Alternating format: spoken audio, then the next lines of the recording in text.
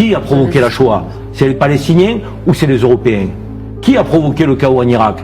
C'est les musulmans, c'est les pays arabes ou c'est les occidentaux? Qui a déstabilisé la Libye? Qui déstabilise le monde entier par ses interventions, ses ingérences? Quand on a les avocats de cet État génocidaire, et on en a beaucoup en France, plus que ce que vous croyez, sur les plateaux télé, qui tentent encore de nous expliquer qu'Israël est un petit pays, qui est agressé, qui se défend, qui est menacé. Non mais à qui voulons-nous faire croire ça? Et Israël est entouré de qui? Est entouré du Qatar, il y a une base américaine.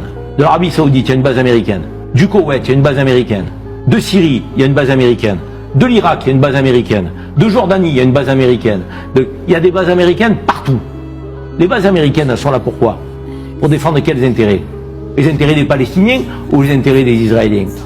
Évidemment les intérêts des Israéliens. Israël ne se permettrait pas de faire ce qu'il fait sans l'accord des Américains. On a des Occidentaux aujourd'hui qui sont porteurs de malheur. C'est ça la réalité sur la scène internationale. Alors on n'ose pas le dire parce qu'on pense qu'il y a une guerre des civilisations. Il n'y a pas de guerre des civilisations. Il n'y a pas de guerre des civilisations.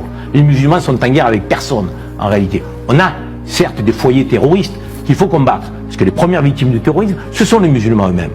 On a 2 milliards de musulmans sur la planète. 25% de la population mondiale. Est-ce qu'on a 2 milliards de terroristes? La réponse est évidemment non. L'immense majorité pratique dans la tranquillité, sereinement sa religion. C'est ça la vérité. Donc, encore une fois, pointons le mal là où il est.